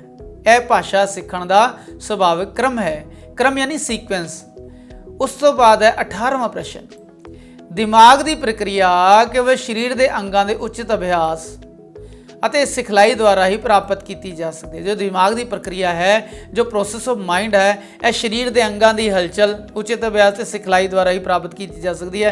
ਇਹ ਹੈ ਮਹਾਤਮਾ ਗਾਂਧੀ ਦਾ ਪ੍ਰਸ਼ਨ। ਇਹ ਧਿਆਨ ਰੱਖਣਾ, ਜਦੋਂ ਕੋਟੇਸ਼ਨ ਸ਼ਾਂਤ ਕੋਟੇਸ਼ਨ ਤੁਸੀਂ ਇਨ ਬਿਨ ਉਸ ਵਿਅਕਤੀ ਦੇ ਨਾਲ ਜੋੜ ਕੇ ਕਰੋਗੇ, ਤੁਹਾਨੂੰ ਪਤਾ ਹੋਏਗਾ ਵੀ ਇਹ ਜੋ ਕੋਟੇਸ਼ਨ ਹੈ, ਇਹ ਜੋ ਭਾਵ ਜਾਂ ਕਥਨ ਹੈ, ਇਹ ਜੋ ਮਹਾਤਮਾ ਗਾਂਧੀ ਦਾ ਹੈ, ਜਾਂ ਰੂਸੋ ਦਾ ਹੈ, ਗ੍ਰੇਟਸ ਦਾ ਹੈ, ਕਰੋ ਐਂਡ ਕਰੋ ਦਾ ਹੈ, ਜਾਂ ਵਾਈਗੋਟਸਕੀ ਦਾ, ਇਹਨਾਂ ਚੀਜ਼ਾਂ ਨੂੰ ਤੁਸੀਂ ਜ਼ਰੂਰ ਯਾਦ ਰੱਖਣਾ, ਚੇਤੇ ਰੱਖਣਾ। 19ਵਾਂ ਪ੍ਰਸ਼ਨ ਹੈ ਸਾਡਾ, ਅਭਿਪ੍ਰੇਰਣਾ ਯਾਨੀ ਮੋਟੀਵੇਸ਼ਨ। ਮੋਟੀਵੇਸ਼ਨ ਬੱਚੇ ਵਿੱਚ ਕੀ ਪੈਦਾ ਕਰਦਾ ਹੈ? ਜਦੋਂ ਅਸੀਂ ਬੱਚੇ ਨੂੰ ਮੋਟੀਵੇਟ ਕਰਦੇ ਹਾਂ, ਉਹਨੂੰ ਹਲਾਸ਼ੇਰੀ ਦਿੰਦੇ ਹਾਂ, ਤਾਂ ਬੱਚਾ ਆਲਸੀ ਹੋ ਜਾਂਦਾ ਹਲਾਸ਼ੇਰੀ ਦੇਣ ਨਾਲ, ਜਾਂ ਬੱਚਾ ਉਕਾਊ ਹੋ ਜਾਂਦਾ ਹੈ ਯਾਨੀ ਬੋਰ ਹੋ ਜਾਂਦਾ ਹੈ, ਜਾਂ ਫਿਰ ਬੱਚਾ ਉਹਨੂੰ ਮੋਟੀਵੇਟ ਕਰੋ, ਉਹਦੇ ਮਤਲਬ ਦੀ ਗੱਲ ਕਰੋ, ਉਹਨੂੰ ਉਤਸ਼ਾਹਿਤ ਕਰੋ ਕਿ ਉਹ ਨਿਰਾਸ਼ ਹੋ ਜਾਂਦਾ? ਨਹੀਂ, ਬੱਚਾ ਕ੍ਰਿਆਸ਼ੀਲ, ਬੱਚਾ ਜ਼ਿਆਦਾ ਐਕਟਿਵ ਹੈ। ਜਦੋਂ ਉਸਨੂੰ ਜਿੰਨਾ ਮੋਟੀਵੇਟ ਕੀਤਾ ਜਾਏਗਾ, ਬੱਚਾ ਓਨਾ ਕ੍ਰਿਆਸ਼ੀਲ ਹੋ ਜਾਏਗਾ। 20ਵਾਂ ਪ੍ਰਸ਼ਨ ਹੈ ਸਾਡਾ, ਮਨੁੱਖ ਜਾਤੀ ਦੇ ਵਿਕਾਸ ਦਾ ਮੁੱਖ ਕਾਰਨ ਕੀ ਹੈ? ਕਿ ਮਨੁੱਖ ਜਾਤੀ ਪੜ੍ਹ ਕੇ ਵਿਕਸਿਤ ਹੋਈ ਹੈ, ਕਿ ਮਨੁੱਖ ਜਾਤੀ ਲਿਖ ਕੇ ਵਿਕਸਿਤ ਹੋਈ ਹੈ, ਜਾਂ ਮਨੁੱਖ ਜਾਤੀ ਨਕਲ ਮਾਰ ਕੇ ਜਿਹੜੀ ਹੈ ਉਹ ਵਿਕਸਿਤ ਹੋਈ ਹੈ? ਨਹੀਂ, ਮਨੁੱਖ ਜਾਤੀ ਸਿੱਖ ਕੇ, ਉਹ ਭਾਵੇਂ ਸਿੱਖਣਾ ਉਸਦਾ ਅਨੁਪਚਾਰਿਕ ਸੀ, ਮੌਖਿਕ ਸੀ, ਪਰੰਤੂ ਜੋ ਮਨੁੱਖ ਜਾਤੀ ਹੈ ਉਹ ਸਿੱਖ ਕੇ ਵਿਕਸਿਤ ਹੋਈ ਹੈ। ਸਾਡਾ 21ਵਾਂ ਪ੍ਰਸ਼ਨ, ਸਿੱਖਿਆ ਦੇ ਸੰਕਲਪ ਯਾਨੀ ਕਨਸੈਪਟ ਆਫ ਲਰਨਿੰਗ ਦਾ ਅਸਲ ਵਿੱਚ ਕੀ ਅਰਥ ਹੈ? ਸਕੂਲੀ ਸਿੱਖਿਆ ਨੂੰ ਕਨਸੈਪਟ ਆਫ ਲਰਨਿੰਗ ਕਹਿੰਦੇ ਆ, ਜਾਂ ਲਿਖਣ ਦੀ ਪ੍ਰੋਸੈਸ ਪ੍ਰਕਿਰਿਆ ਨੂੰ ਜਿਹੜਾ ਕਨਸੈਪਟ ਆਫ ਲਰਨਿੰਗ ਕਹਿੰਦੇ ਆ, ਜਾਂ ਫਿਰ ਘਰੇਲੂ ਸਿੱਖਿਆ ਨੂੰ, ਘਰ ਦੀ ਦਿੱਤੀ ਸਿੱਖਿਆ ਨੂੰ ਕਨਸੈਪਟ ਆਫ ਲਰਨਿੰਗ ਕਹਿੰਦੇ ਆ, ਜਾਂ ਫਿਰ ਜੋ ਜੀਵਨ ਭਰ ਬੱਚੇ ਦੇ ਜਨਮ ਤੋਂ ਲੈ ਕੇ ਅੰਤਿਮ ਦਿਨ ਤੱਕ ਜੋ ਪ੍ਰਕਿਰਿਆ ਚੱਲਦੀ ਹੈ ਉਸ ਨੂੰ ਸਿੱਖਿਆ ਦਾ ਸੰਕਲਪ ਕਹਿੰਦੇ ਆ, ਕਨਸੈਪਟ ਆਫ ਲਰਨਿੰਗ। ਇਹ ਤੁਹਾਨੂੰ ਪਤਾ ਹੋਣਾ ਚਾਹੀਦਾ ਹੈ ਜੋ ਲਰਨਿੰਗ ਹੈ ਉਹ ਜੀਵਨ ਪਰਯੰਤ ਯਾਨੀ ਆਜੀਵਨ ਚੱਲਣ ਵਾਲੀ ਪ੍ਰਕਿਰਿਆ ਹੈ, ਜੀਵਨ ਭਰ ਚੱਲਣ ਵਾਲੀ। 20ਵਾਂ ਪ੍ਰਸ਼ਨ ਹੈ ਸਾਡਾ, 22ਵਾਂ ਪ੍ਰਸ਼ਨ ਹੈ ਸਿੱਖਣ ਦਾ। ਇੱਥੇ ਫਿਰ ਕੋਟੇਸ਼ਨ ਆ ਗਈ, ਇਸ ਨੂੰ ਤੁਸੀਂ ਵਿਚਾਰਕ ਦੇ ਨਾਲ ਨਾਮ ਦੇ ਨਾਲ ਯਾਦ ਕਰਨਾ। ਸਿੱਖਣ ਦਾ ਅਰਥ ਵਿਵਹਾਰ ਵਿੱਚ ਆਉਣ ਵਾਲਾ ਪ੍ਰਗਤੀਸ਼ੀਲ ਬਦਲਾਵ ਹੈ। ਜੇ ਬੱਚਾ ਸਿੱਖ ਰਿਹਾ ਹੈ, ਬੰਦਾ ਸਿੱਖ ਰਿਹਾ ਹੈ, ਉਹਦੇ ਵਿਵਹਾਰ ਵਿੱਚ ਕੋਈ A to Z ਤੱਕ ਫਰਕ ਪਿਆ ਕਿ ਨਹੀਂ, ਕੋਈ ਗੈਪ ਆਇਆ ਕਿ ਨਹੀਂ?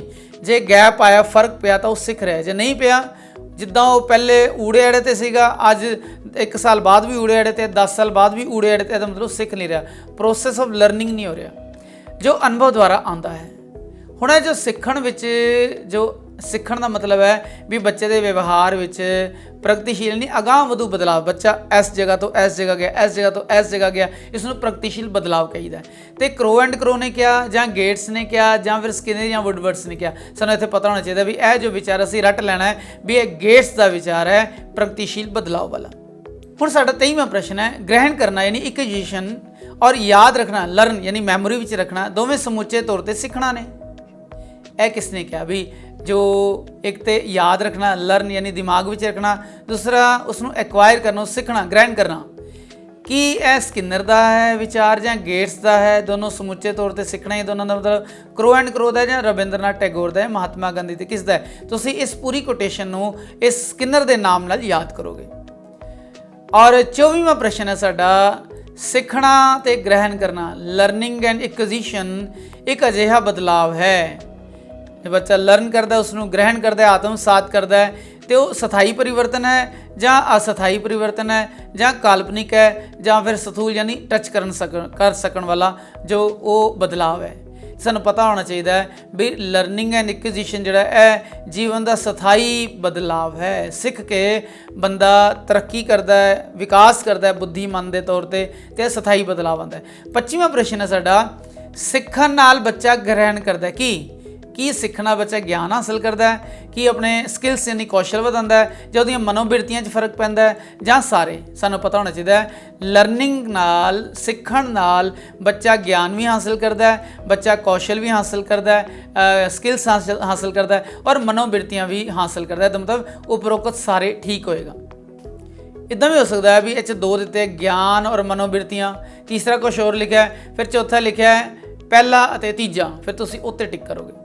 26ਵਾਂ ਪ੍ਰਸ਼ਨ ਹੈ ਸਾਡਾ ਸਿੱਖਣਾ, ਲਰਨਿੰਗ ਜੋ ਹੈ ਇੱਕ ਮਨੁੱਖ ਲਈ ਵਿਅਕਤੀਗਤ ਹੁੰਦੀ ਹੈ ਜਾਂ ਸਾਮੂਹਿਕ ਹੁੰਦੀ ਹੈ ਜਾਂ ਸਮਾਜਿਕ ਹੁੰਦੀ ਹੈ ਜਾਂ ਕਿ ਆਰਥਿਕ ਹੁੰਦੀ ਹੈ? ਇੱਥੇ ਇਹ ਗੱਲ ਧਿਆਨ ਦੇਣ ਯੋਗ ਹੈ। ਇੱਕ ਜੋ ਅਧਿਆਪਕ ਹੈ ਇੱਕ ਜਮਾਤ ਵਿੱਚ ਸਾਰੇ ਬੱਚਿਆਂ ਨੂੰ ਪੜ੍ਹਾ ਰਿਹਾ ਹੈ, ਪਰੰਤੂ ਹਰ ਬੱਚਾ ਉਸ ਤੋਂ ਅਲੱਗ-ਅਲੱਗ ਤਰੀਕੇ ਨਾਲ ਲਰਨ ਕਰ ਰਿਹਾ ਔਰ ਉਸ ਨੂੰ ਐਕਵਾਇਰ ਕਰ ਰਿਹਾ, ਉਸ ਨੂੰ ਗ੍ਰਹਿਣ ਆਤਮਸਾਤ ਕਰ ਰਿਹਾ। ਔਰ ਸਿੱਖਣ ਦੀ ਜੋ ਪ੍ਰਕਿਰਿਆ ਹੈ ਹਰੇਕ ਬੱਚੇ ਦੀ ਵਿਅਕਤੀਗਤ, ਹਰੇਕ ਬੱਚੇ ਦੀ ਪਰਸਨਲ ਹੈ। ਇੱਕ ਬੱਚੇ ਦੀ ਪ੍ਰਗਤੀ ਨੂੰ ਦੂਜੇ ਬੱਚੇ ਦੀ ਪ੍ਰਗਤੀ ਨਾਲ ਤੁਲਨਾ ਨਹੀਂ ਦੇ ਸਕਦੇ, ਭਾਵੇਂ ਬ੍ਰਿਲੀਅੰਟ ਤੋਂ ਬ੍ਰਿਲੀਅੰਟ ਬੱਚੇ ਹੋਣ, ਉਹਨਾਂ ਦੇ ਨੰਬਰਾਂ ਵਿੱਚ ਇੱਕ ਅੱਧ ਜਿਹੜਾ ਨੰਬਰਾਂ ਦਾ ਫਰਕ ਹੁੰਦਾ ਹੈ। ਇਸ ਦਾ ਮਤਲਬ ਹੈ ਵੀ ਸਿੱਖਣਾ ਹਰੇਕ ਮਨੁੱਖ ਲਈ ਆਪਣਾ ਪਰਸਨਲ ਹੈ, ਹਰ ਆਪਣਾ ਵਿਅਕਤੀਗਤ ਹੈ। ਤੇ 26ਵੇਂ ਦਾ ਪ੍ਰਸ਼ਨ ਹੈ, ਉੱਤਰ ਹੈ ਵਿਅਕਤੀਗਤ। ਲਰਨਿੰਗ ਜੋ ਹੈ ਹਰੇਕ ਬੱਚੇ ਦੀ ਆਪਣੀ ਪਰਸਨਲ ਹੈ।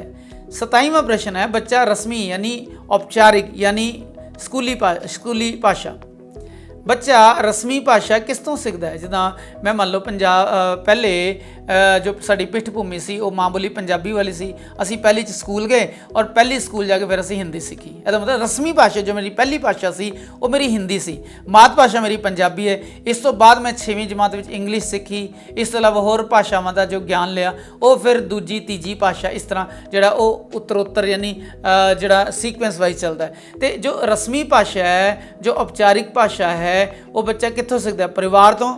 ਪਰ ਪਰਿਵਾਰ ਤੋਂ ਤਾਂ ਬੱਚਾ ਮਾਤ ਭਾਸ਼ਾ ਸਿੱਖਦਾ ਹੈ, ਮਿੱਤਰਾਂ ਤੋਂ ਵੀ ਆਸ-ਪਾਸ ਦੀ ਮਾਤ ਭਾਸ਼ਾ ਸਿੱਖਦਾ ਹੈ, ਜਾਂ ਸਕੂਲ ਤੋਂ ਰਸਮੀ ਯਾਨੀ ਜੋ ਉਸਦੀ ਔਪਚਾਰਿਕ ਭਾਸ਼ਾ ਹੈ ਉਹ ਸਿੱਖਦਾ ਸਕੂਲ ਤੋਂ। ਉਪਰੋਕਤ ਸਾਰਿਆਂ ਤੇ ਹੋ ਨਹੀਂ ਸਕਦਾ। ਉਪਰੋਕਤ ਸਾਰੇ ਤਾਂ ਹੁੰਦਾ ਜੇ ਤਿੰਨੋਂ ਆਪਸ਼ਨ ਇੱਕੋ ਵਰਗੇ ਹੁੰਦੇ। ਇੱਥੇ परिवार और मित्र ਇੱਕੋ ਵਰਗਾ ਆਪਸ਼ਨ ਹੈ, परंतु ਸਕੂਲ ਥੋੜਾ ਡਿਫਰੈਂਟ ਹੈ, ਇਸ ਕਰਕੇ ਅਸੀਂ ਸਾਰੇ ਨਹੀਂ ਕਹਿ ਸਕਦੇ। 28ਵਾਂ ਪ੍ਰਸ਼ਨ ਹੈ ਸਾਡਾ ਵੀ ਭਾਸ਼ਾ ਅਖਤਿਆਰ ਗ੍ਰਹਿਣ ਕਰਨਾ। ਭਾਸ਼ਾ ਅਖਤਿਆਰ ਕਰਨ ਦਾ ਸਭ ਤੋਂ ਅਹਿਮ ਢੰਗ ਕੀ ਹੈ ਵੀ ਜਦੋਂ ਅਸੀਂ ਭਾਸ਼ਾ ਸਿੱਖਦੇ ਹਾਂ, ਉਸ ਨੂੰ ਆਤਮਸਾਤ ਕਰਦੇ ਹਾਂ, ਗ੍ਰਹਿਣ ਕਰਦੇ ਹਾਂ, ਉਸ ਨੂੰ ਕੁਦਰਤੀ ਵਾਤਾਵਰਣ ਵਿੱਚ ਸੁਣਨਾ, ਉਸ ਨੂੰ ਉਚਿਤ ਸਮੱਗਰੀ ਵਿੱਚ ਪੜ੍ਹਨਾ, ਵਿਆਕਰਣ ਸੰਰਚਨਾਵਾਂ ਨੂੰ ਸਿੱਖਣਾ ਯਾਨੀ ਗ੍ਰਾਮਰ ਸਿੱਖਣਾ, ਜਾਂ ਜਮਾਤ ਵਿੱਚ ਉਪਚਾਰਿਕ ਅਧਿਆਪਕ ਯਾਨੀ ਜੋ ਫਾਰਮਲ ਟੀਚਿੰਗ ਹੁੰਦੀ ਹੈ ਕਲਾਸਰੂਮ ਵਿੱਚ, ਉਸ ਤੋਂ ਸਿੱਖ ਸਕਦਾ ਹੈ। ਭਾਸ਼ਾ ਨੂੰ ਜੇ ਸਹੀ ਤੌਰ 'ਤੇ ਸਿੱਖਣਾ ਹੈ ਤਾਂ ਸਾਨੂੰ ਉਸ ਨੂੰ ਕੁਦਰਤੀ ਮਾਹੌਲ ਵਿੱਚ ਸਿੱਖਣਾ ਪਵੇਗਾ, ਉਸ ਨੂੰ ਸੁਣਨਾ ਪਵੇਗਾ। ਜਿਵੇਂ ਕਿ ਕਈ ਲੋਕ ਹਿੰਦੁਸਤਾਨ 'ਚ ਪੰਜਾਬੀ ਭਾਸ਼ਾ ਸਿੱਖਣ ਆਉਂਦੇ ਨੇ ਅਤੇ ਜੋ ਉਹਨਾਂ ਦਾ ਵਸੇਬਾ, ਜੋ ਉਹਨਾਂ ਦੀ ਰਿਹਾਇਸ਼ ਹੈ ਨਾ, ਉਹ ਪੰਜਾਬੀ ਘਰਾਂ ਵਿੱਚ ਕੀਤੀ ਹੈ। ਜਦੋਂ ਵਿਦੇਸ਼ੀ ਵਿਦਿਆਰਥੀ ਯੂਨੀਵਰਸਿਟੀਆਂ ਵੱਲੋਂ ਪੰਜਾਬੀ ਸਿੱਖਣ ਆਉਂਦੇ ਨੇ, ਬਾਹਰ ਦੀਆਂ ਯੂਨੀਵਰਸਿਟੀਆਂ ਵੱਲੋਂ, ਤਾਂ ਉਹਨਾਂ ਦੀ ਜੋ ਰਿਹਾਇਸ਼ ਹੈ ਯੂਨੀਵਰਸਿਟੀਆਂ ਹੋਸਟਲ 'ਚ ਨਹੀਂ ਕੀਤੀ ਜਾਂਦੀ, ਉਹਨਾਂ ਨੂੰ ਪੰਜਾਬੀ ਬੋਲਦੇ ਘਰਾਂ ਵਿੱਚ ਠਹਿਰਿਆ ਜਾਂਦਾ ਤਾਂ ਕਿ ਉਹਨਾਂ ਨੂੰ ਕੁਦਰਤੀ ਮਾਹੌਲ ਵਿੱਚ ਉਹ ਭਾਸ਼ਾ ਜਿਹੜੀ ਹੈ ਗ੍ਰਹਿਣ ਕਰਨੀ ਸੌਖੀ ਹੋ ਜਾਵੇ। ਜਦੋਂ ਅਸੀਂ ਐਸੇ ਬੱਚਿਆਂ ਨੂੰ ਯੂਨੀਵਰਸਿਟੀ ਦੇ ਕਮਰੇ 'ਚ ਠਹਿਰਾਵਾਂਗੇ, ਉਹ ਬੱਚਾ ਭਾਸ਼ਾ ਦੀਆਂ ਬਰੀਕੀਆਂ ਨਹੀਂ ਸਿੱਖ ਸਕਦਾ। ਸਾਡਾ 29ਵਾਂ ਪ੍ਰਸ਼ਨ ਹੈ, ਇਹਨਾਂ ਵਿੱਚੋਂ ਕਿਹੜਾ ਕਥਨ ਗਲਤ ਹੈ? ਗਲਤ। ਭਾਸ਼ਾ ਦੇ ਬੁਨਿਆਦੀ ਗਿਆਨ ਦੇ ਵਿਕਾਸ ਲਈ ਵਿਆਕਰਣਿਕ ਜ਼ਰੂਰੀ ਔਜ਼ਾਰ, ਸੰਦ ਜਾਂ ਟੂਲ ਹੈ। ਬੁਨਿਆਦੀ ਗਿਆਨ, ਮੈਂ ਆਪਣੇ ਜਨਮ ਤੋਂ ਲੈ ਕੇ ਹੁਣ ਤੱਕ ਭਾਸ਼ਾ ਦਾ ਬੁਨਿਆਦੀ ਗਿਆਨ ਲੈ ਰਿਹਾ। ਬਚਪਨ ਵਿੱਚ ਲੈ ਲੈਂਦਾ ਬੁਨਿਆਦੀ ਗਿਆਨ ਬੱਚਾ, ਪਰ ਵਿਆਕਰਣ ਸਿੱਖਣ ਲਈ ਬਹੁਤ ਜ਼ਰੂਰੀ ਸੀ ਮੇਰੇ ਲਈ। ਨਹੀਂ, ਮੈਂ ਤਾਂ ਵਿਆਕਰਣ ਸਿੱਖੀ ਨਹੀਂ। ਮੈਂ ਤਾਂ ਪੰਜਾਬੀ ਦੀ ਜੋ ਵਿਆਕਰਣ ਸੀ ਉਹ 6ਵੀਂ ਤੋਂ ਬਾਅਦ ਸਿੱਖੀ, ਪਰੰਤੂ ਮੇਰੀ ਪੰਜਾਬੀ ਬਹੁਤ ਵਧੀਆ ਸੀ। ਇਸ ਦਾ ਮਤਲਬ ਹੈ ਵੀ ਭਾਸ਼ਾ ਦੇ ਬੁਨਿਆਦੀ ਗਿਆਨ ਦੇ ਵਿਕਾਸ ਲਈ ਜੋ ਵਿਆਕਰਣ ਹੈ ਬਹੁਤ ਜ਼ਰੂਰੀ ਟੂਲ ਹੈ, ਸੰਦ ਹੈ, ਔਜ਼ਾਰ ਹੈ, ਅਤੇ ਗਲਤ ਹੈ। ਭਾਸ਼ਾ ਦੇ ਕਾਰਜ ਅਭਿਵਿਅਕਤੀ ਹੈ ਵੀ ਜੋ ਭਾਸ਼ਾ ਹੈ ਨਾ, ਉਹ ਅਭਿਵਿਅਕਤ ਯਾਨੀ ਉਹ ਐਕਸਪ੍ਰੈਸ ਕਰਨਾ ਸਿਖਾਉਂਦੀ, ਠੀਕ ਹੈ। ਭਾਸ਼ਾ ਤੇ ਵਿਚਾਰ ਅੰਤਰ ਨਿਰਭਰ ਨੇ। ਭਾਸ਼ਾ ਵਿਚਾਰਾਂ ਨੂੰ ਜਿਹੜੀ ਹੈ ਉਹ ਪ੍ਰੇਸ਼ਿਤ ਕਰਦੀ ਹੈ, ਉਹ ਉਸ ਨੂੰ ਸੰਚਰਿਤ ਕਰਦੀ ਹੈ, ਉਹਦਾ ਭਾਵਾਂ ਦਾ ਪ੍ਰਦਰਸ਼ਨ ਕਰਦੀ ਹੈ, ਔਰ ਵਿਚਾਰ ਭਾਸ਼ਾ ਦੀ ਸਵਾਰੀ ਕਰਕੇ ਉਹ ਪ੍ਰਗਟ ਹੁੰਦੇ ਨੇ। ਇਹਦਾ ਮਤਲਬ ਦੋਨੋਂ ਅੰਤਰ ਨਿਰਭਰ ਨੇ, ਇਹ ਵੀ ਠੀਕ ਹੈ। ਭਾਸ਼ਾ ਦੀਆਂ ਪਾਠ ਪੁਸਤਕਾਂ ਅਧਿਆਪਕ ਵਾਸਤੇ ਸੰਦਰਭ ਬਿੰਦੂਆਂ ਹੁੰਦੀਆਂ ਨੇ। ਜੋ ਭਾਸ਼ਾ ਦੀਆਂ ਪੁਸਤਕਾਂ ਨੇ ਨਾ, ਟੈਕਸਟ ਬੁੱਕ ਨੇ, ਅਧਿਆਪਕ ਉਹਨਾਂ ਤੋਂ ਰੈਫਰੈਂਸ ਲੈਂਦੇ ਨੇ, ਇਹ ਵੀ ਠੀਕ ਹੈ। ਪਰੰਤੂ ਵਿਆਕਰਣ ਬਹੁਤ ਜ਼ਰੂਰੀ ਹੈ ਬੁਨਿਆਦੀ ਵਿੱਚ, ਅਤੇ ਇਹ ਜ਼ਰੂਰੀ ਨਹੀਂ ਹੈ। ਤੀਸਰਾ ਤੁਹਾਨੂੰ ਕਨਫਿਊਜ਼ ਕਰ ਸਕਦਾ 30ਵਾਂ ਪ੍ਰਸ਼ਨ, ਰਜਿਸਟਰ। ਸਾਨੂੰ ਪਤਾ ਰਜਿਸਟਰ ਕਿਹਨੂੰ ਕਹਿੰਦੇ ਵੀ ਜੋ ਵੱਡੀ ਸਾਰੀ ਕਾਪੀ ਹੁੰਦੀ ਹੈ ਜਿੱਤੇ ਹਾਜ਼ਰੀ ਲਾਈ ਜਾਂਦੀ, ਜਿੱਤੇ ਸਾਰਾ ਕੁਝ ਨੋਟ ਕੀਤਾ, ਉਹ ਰਜਿਸਟਰ ਹੈ। ਪਰੰਤੂ ਜੋ ਰਜਿਸਟਰ ਕੰਸੈਪਟ ਹੈ, ਜੋ ਟਰਮ ਹੈ, ਉਹ ਕਿਹਦੇ ਲਈ ਇਸਤੇਮਾਲ ਕੀਤੀ ਜਾਂਦੀ ਹੈ ਅਸੀਂ ਦੇਖਦੇ ਹਾਂ। ਰਜਿਸਟਰ ਦਾ ਸੰਬੰਧ ਹੈ ਵਿਸ਼ੇਸ਼ ਅਨੁਸ਼ਾਸਨ ਦੀ ਸ਼ਬਦਾਵਲੀ ਯਾਨੀ ਵਿਸ਼ੇਸ਼ ਟਰਮੀਨੋਲੋਜੀ ਨਾਲ। ਫਿਰ ਲਿਖਿਆ ਹੈ ਦੂਸਰਾ, ਵਿਸ਼ੇ ਵਿੱਚ ਇਸਤੇਮਾਲ ਹੋਣ ਵਾਲੀ ਸਾਰੀ ਕਿਸਮਾਂ ਦੇ ਵਾਕਾਂ ਨੂੰ ਰਜਿਸਟਰ ਕਹਿੰਦੇ ਆ, ਜਾਂ ਹਰ ਕਿਸਮ ਦੀ ਪੜ੍ਹਾਈ ਨੂੰ ਰਜਿਸਟਰ ਕਹਿੰਦੇ ਆ, ਜਾਂ ਫਿਰ ਮੁਲਾਂਕਣ ਯਾਨੀ ਜੋ ਅਸੀਂ ਇਵੈਲੂਏਸ਼ਨ ਕਰਦੇ ਹਾਂ, ਬੱਚੇ ਦੀ ਪ੍ਰੀਖਿਆ ਲੈਂਦੇ ਹਾਂ, ਨੰਬਰ ਦਿੰਦੇ ਹਾਂ, ਉਹਨਾਂ ਦਾ ਰਿਕਾਰਡ ਰੱਖਣ ਵਾਲੀ ਕਾਪੀ ਨੂੰ ਅਸੀਂ ਰਜਿਸਟਰ ਕਹਿੰਦੇ ਹਾਂ। ਤੁਹਾਨੂੰ ਇਹ ਜੋ ਆਨਸਰ ਹੈ ਠੀਕ ਲੱਗ ਸਕਦਾ ਕਿਉਂਕਿ ਇੱਥੇ ਰਿਕਾਰਡ ਰੱਖਣ ਵਾਲੀ ਜੋ ਕਾਪੀ ਉਸ ਨੂੰ ਰਜਿਸਟਰ ਕਿਹਾ ਜਾਂਦਾ ਹੈ। ਪਰੰਤੂ ਰਜਿਸਟਰ ਦਾ ਮਤਲਬ ਹੈ ਵਿਸ਼ੇਸ਼ ਅਨੁਸ਼ਾਸਨ ਦੀ ਸ਼ਬਦਾਵਲੀ, ਵਿਸ਼ੇਸ਼ ਟਰਮ ਵਿੱਚ ਵਰਤਿਆ ਜਾਣ ਵਾਲਾ ਸ਼ਬਦ। ਹੁਣ ਸਾਡਾ 31ਵਾਂ ਪ੍ਰਸ਼ਨ ਹੈ, NCF ਨੈਸ਼ਨਲ ਕਰਿਕੂਲਮ ਫਰੇਮਵਰਕ 2005 ਯਾਨੀ ਸਰਕਾਰ ਦੇ ਹਿਊਮਨ ਰਿਸੋਰਸ ਮਿਨਿਸਟਰੀ ਵੱਲੋਂ ਜਿਹੜੇ ਭਾਸ਼ਾ ਦੇ ਵਿਭਾਗ ਆਉਣ ਵਾਲੇ ਸਮੇਂ ਲਈ ਨਵੀਆਂ ਨੀਤੀਆਂ ਦੇ ਹਿਸਾਬ ਨਾਲ ਜਿਹੜੇ ਪਾਠ्यक्रम ਜਾਂ ਕਰਿਕੂਲਮ ਤਿਆਰ ਕਰਦੇ ਨੇ, 2005 ਵਿੱਚ ਜੋ ਨੈਸ਼ਨਲ ਕਰਿਕੂਲਮ ਫਰੇਮਵਰਕ ਤਿਆਰ ਹੋਇਆ ਉਸ ਦੇ ਅਨੁਸਾਰ ਭਾਸ਼ਾ ਸਿੱਖਿਆ ਕੀ ਹੈ?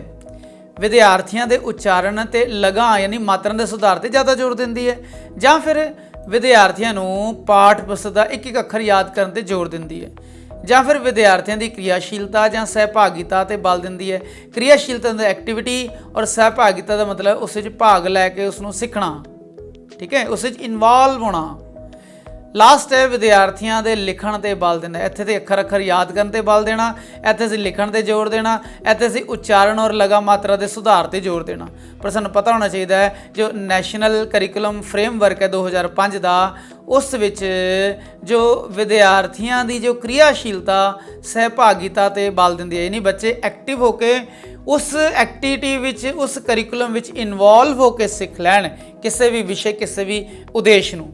ਇਸ ਨੂੰ ਅਸੀਂ ਕਹਿੰਦੇ ਹਾਂ NCF 2005, ਜਿਸ ਵਿੱਚ ਵਿਦਿਆਰਥੀ ਐਕਟਿਵ ਹੋ ਕੇ ਔਰ ਕੋਆਰਡੀਨੇਟ ਕਰਕੇ ਔਰ ਉਸ ਵਿੱਚ ਭਾਗ ਲੈ ਕੇ ਉਸ ਵਿੱਚ ਸ਼ਾਮਲ ਹੋ ਕੇ ਤੇ ਫਿਰ ਵਿਦਿਆ ਸਿੱਖਦੇ ਨੇ, ਭਾਸ਼ਾ ਸਿੱਖਦੇ ਨੇ। 32ਵਾਂ ਪ੍ਰਸ਼ਨ ਹੈ ਸਾਡਾ ਵੀ ਸਿੱਖਣਾ ਕਿਹੜੀ ਕਿਸਮ ਦੀ ਪ੍ਰਕਿਰਿਆ ਹੈ? ਕੀ ਉਹ ਅਧਿਆਤਮਿਕ ਯਾਨੀ ਰੱਬ ਬਾਰੇ ਗਿਆਨ ਦੇਣ ਵਾਲੀ ਪ੍ਰਕਿਰਿਆ ਹੈ? ਕੀ ਉਹ ਰਹੱਸਵਾਦੀ ਹੈ, ਮਿਸਟਿਕ ਹੈ? कि वो मनोविग्यानिक है कि वो उपरोक्त कोई भी नहीं। सानू पता है भी जो सीखना है ना, जो लर्निंग है, जो एजुकेशन है, वो मनोविग्यान नाल संबंधित है। जिन्नियां भी पुस्तकां छपदियां ने भी भाषा के सिद्धांतां बारे, भाषा के विग्यान बारे, भाषा नूं सिखाउण बारे, उन्हां सारिਆਂ ਦਾ आधार बाल मनोविग्यान हुंदा है। ते बाल मनोविग्यान के आधार ते ही जिहड़ा ना वो सारा नैशनल करिकुलम फ्रेमवर्क तय किया जाता है। ते मनोविग्यान जिहड़ा ना सीखण दी प्रक्रिया है, मनोविग्यानिक प्रक्रिया। हुण असीं आखिरी वाला प्रश्न कर रहे हैं, 33वां प्रश्न है साडा भी जल्दी सीखण और ग्रहण करन लई, एक्वायर करन लई विद्यार्थी किहो जिहा होना चाहिए? जिहड़ा बच्चा जल्दी सीखे किदां दा, कि वो कार्यशील क्रियाशील एक्टिव होना चाहिए, जां आलसी होना चाहिए, जां सुस्त होना चाहिए, जां सारे तां हुंदा जे इत्थे सुस्त, आलसी, कमज़ोर हुंदा तां, जां फिर कार्यशील जिहड़ा चुस्त और रिस्पॉन्स देने वाला इदां दे फिर सारे आंदे। पर इत्थे जो कार्यशील है, एक्टिव है, इहो ਜਿਹੇ विद्यार्थी जल्दी सीखते और जल्दी ग्रहण करते हैं। मैं आप जी नूं बेनती करांगा भी इन्हां MCQs तो बाद तुसीं अपने किसी भी सैंपल पेपर तो या ऑनलाइन किसी तरह के किसी यूनीवर्सिटी के इस तरह अध्यापक पात्रता पंजाबी भाषा के इस तरह के MCQ कढ़ के उस नाल तैयारी कर सकते हो। आप जी नूं शुभकामना दिंदा विदा लैना हाँ। वाहिगुरू जी का खालसा, वाहिगुरू जी की फतेह।